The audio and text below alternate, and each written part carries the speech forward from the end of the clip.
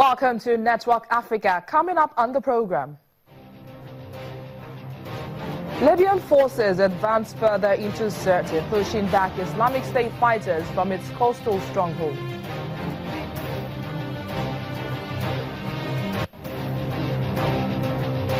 Then an Angolan activist calls for President's daughter to step down as oil firm chief.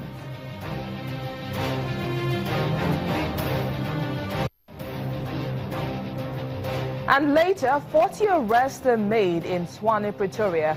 We have the latest coming from South Africa.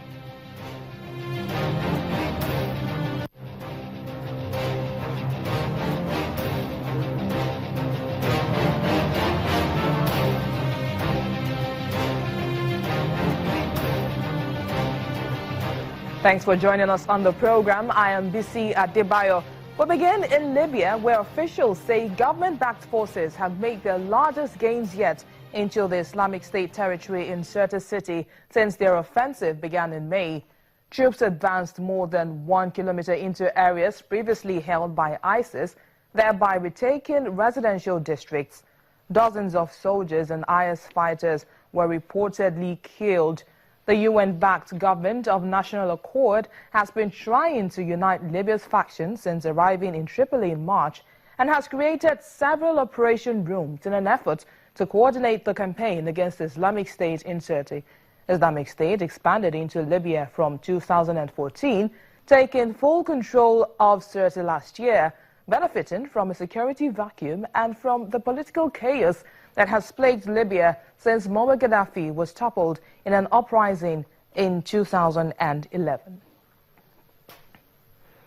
Yesterday, we brought you news of the Jean Pierre Bemba, who was sentenced to 18 years in prison by the International Criminal Court for heading a 2002-2003 campaign of rape and murder in neighboring Central African Republic. Bemba, who is a former Democratic Republic of Congo vice president, is the first person that the Global War Crimes Court has held directly responsible for his subordinates' crimes. According to Judge Sylvia Steiner, troops from the Movement for the Liberation of Congo, which Bemba directed, had acted with particular cruelty when they rampaged through the neighboring country in support of then-President Felix Patasi. Conclusion: for the foregoing reasons, the Chamber sentences Mr. Jean-Pierre Bemba Gombo to a total of 18 years of imprisonment.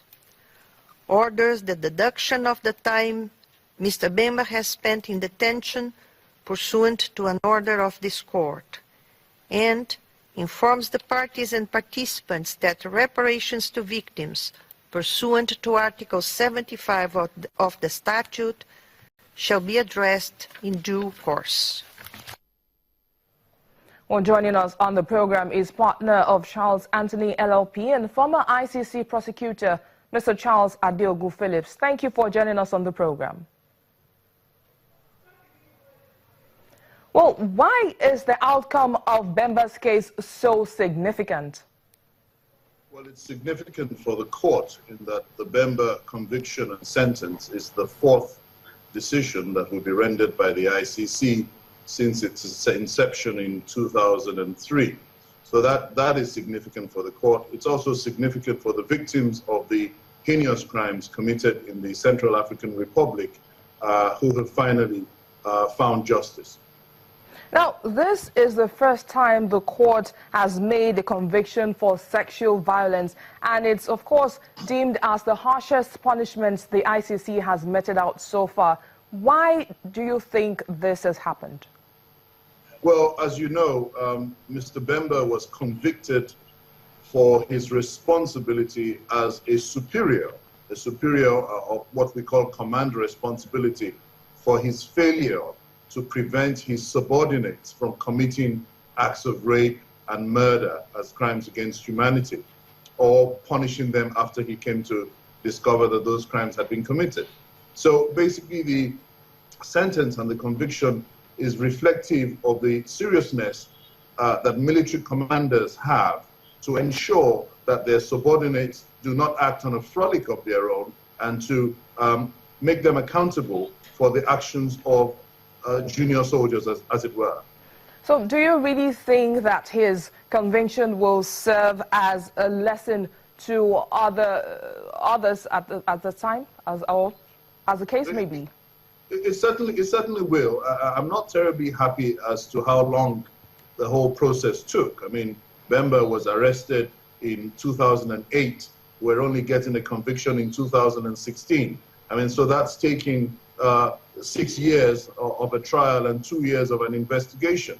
And like I said, the court itself has only convicted 3 persons and acquitted 1 person since that court was founded. And you must put this in the context of the fact that this is a court that costs over 100 million euros in terms of financing every year.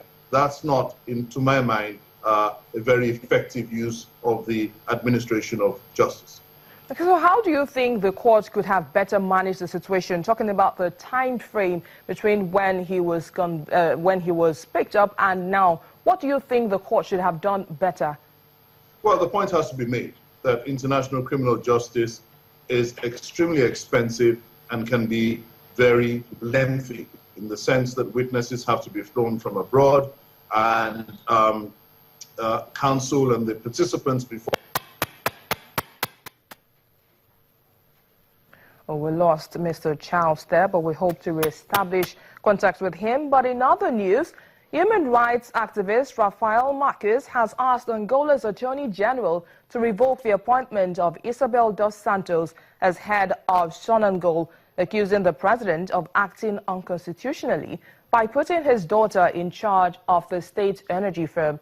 Angola President José Eduardo dos Santos, who came to power in 1979, appointed his billionaire businesswoman daughter as head of Sonangol in June by presidential decree in a shake-up that cements his grip on power in the oil-exporting country. In her defense, the president's daughter dismissed suggestions it was her family connections rather than business acumen that led to her appointment after the surprise dismissal of Sonangol board. With matters of national strategic resources, the president cannot change as he pleases the rules. He must seek requests from Parliament, and he didn't do that. Therefore, the reforms of Sonangol approved by the president are unconstitutional.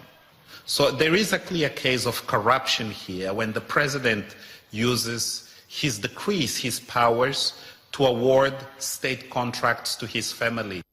Within 15 days, I will return to the office of the Attorney General to seek answers, not only for these 3 early lodgings, but also for others that I have lodged last year, earlier this year, and for which I have not received any response yet. And then when we exhaust these legal remedies, as I'm saying now, rightfully, we can start seeking ways of arresting the president for constantly impeding this society to live by the rule of law, for obstructing justice. Well, Mr. Charles Duggal Phillips is back online. Mr. Charles, before that hitch, we were talking about Bemba's conviction. Now, we know he can appeal his conviction and sentence, but how easy could the ICC go on him if he decides to explore that option? Well, he has 3 months up until 19th of September this year to file his appeal. And he also has the right to appeal both his conviction and his sentence, a sentence of 18 years. Mindful of the fact, of course, that he's only going to serve 10 years, and as he will get credit for the 8 years that he's already spent in the custody of the court. In terms of his chances of success, well, it remains to be seen. And he's been convicted on a very, very technical principle of international criminal law, which is one of command responsibility, where you hold superiors responsible for their failure to prevent their subordinates from committing crimes. It remains to be seen what the appeal court will make of this. All right, thank you very much, Mr. Duggal Phillips, for joining us on Network Africa. Well, still to come on the program, a senior U.S. general says Boko Haram is experiencing an internal fracture. Please stay with us.